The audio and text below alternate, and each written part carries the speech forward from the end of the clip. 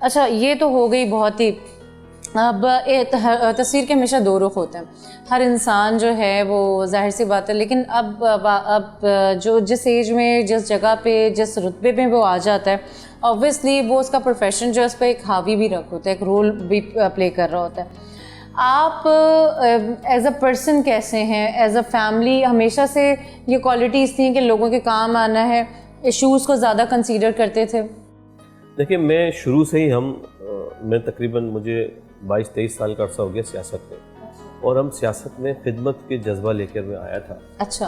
और मैंने इस कोरंगी लांडी के अंदर हर रमज़ान कहीं हम ईद राशन तकसीम करते थे, कहीं ईद के बच्चों को जोड़े तकसीम करवाते थे, कहीं हम रमज़ान में अफ्तारियाँ करवाते थे। इसके बाद हमने मुख्तलिफ़ इश्यूज़ पर सबसे ज़्यादा जो मुझे जाना पहचाना जाता है इस कोरंगी के अंदर, हमने पुलिस के मजालिम के ख़िलाफ़ हमने बड़ी आवाज़ उठाई है इस कोरंगी के अंदर। और सैकड़ों बेगुनाह लोग जो पुलिस उनको बेवजह गिरफ़्तार कर लिया जाती थी या सियासी पॉइंट ऑफ के नाम पर गिरफ़्तार कर लेती थी, तो हमने उनको रिहाई दिलवाई। बहुत बड़ी बात है। मैंने क्योंकि लांडी कोरंगी में मैं पैदा हुआ हूँ, मेरी पूरी पॉलिटिक्स लांडी कोरंगी से वाबस्ता है, तो यहाँ के मसाइल जितने मैं जानता हूँ उतना कोई और नहीं जानता होगा। और सबसे बड़ी बात है, सॉरी मैं आपको इंटरप्ट कर रही हूँ, सबसे बड़ी बात है जो अभी आपने बात की कि पुलिस जो मतलब लोग जिसमें हाथ भी नहीं डालते। जी बिल्कुल बिल्कुल सही वो काम किया। जी प्लीज़। तो इस पर जब हम पुलिस के हवाले से, लोगों के पुलिस के मजालिम के हवाले से जब हमने आवाज़ उठाई, तो मुझ पर भी बहुत सारे 1-2 मुकदमे नाजायज़ बने। यकीनन सहना पड़ता है, जब लोगों की मदद करेंगे तो इस तरह के हथकंडे इस्तेमाल होते हैं, मगर कोई बात नहीं, हमने हिम्मत की। और मेरे सबसे बड़ी बात है कि मेरे अम्मी अब्बू का मेरी दुआएं, मेरी वालिदैन की मेरे साथ थी, और मेरी फैमिली का मेरे को सपोर्ट थी, जिस वजह से हम ये सियासत में मैं आया हूँ। और आज इन लोगों के मसाइल जो हल हो रहे हैं कोरंगी के अंदर, ये मेरा ख्वाब था कि जब मैं ये टाउन ऑफिस, जब कोई और तंजीम का टाउन चेयरमैन यहाँ होता था, तो मैं घंटे बाहर बैठ के अपने इलाके के मसाइल लेके बैठा होता था, और मैं ये सोचता था कब मुझे अल्लाह ताला ये चांस देगा कि मैं इसी दफ्तर में बैठ के लोगों के बग़ैर इंतज़ार किए उनके मसले हल कर सकूँगा। तो अल्हम्दुलिल्लाह आज मुझे ये मौका मिला है, और मैं कोरंगी की जिस तरह खिदमत कर रहा हूँ, मैं ये सोचता हूँ मैं खादे में कोरंगी हूँ।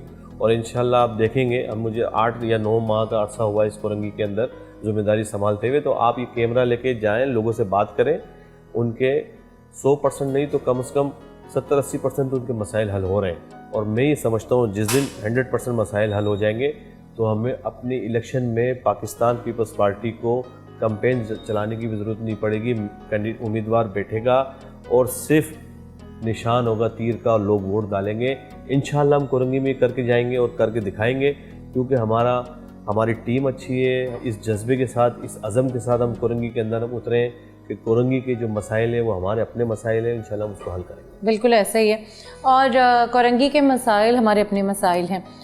इस मसाइल से इनकार नहीं है मोहम्मद नईम शेख साहब को, क्योंकि कोरंगी का रहने वाला कोई और नहीं है, इनका अपना है। ये ख़ुद भी यहाँ बचपन गुजार चुके हैं। ख़ुद कैसा बचपन गुजारा है, कैसी जवानी के गुजरी है, ऐसी कौन सी चीज़ है जो खिदमत के जज्बे को आगे लेकर आई, और ऐसी कौन सी वो धूप जिसने बाहर इस इंतज़ार को दुआओं में बदल दिया कि आज मुझे ये डेजिग्नेशन मिली, ये जगह मिले, तो मैं यहाँ के लोगों के लिए काम कर सकूँ। क्योंकि चांसेस तो बहुत सारे लोगों को मिलते हैं, लेकिन उन चांसेस को, उन उम्मीदों को हर कोई पूरा नहीं कर पाता।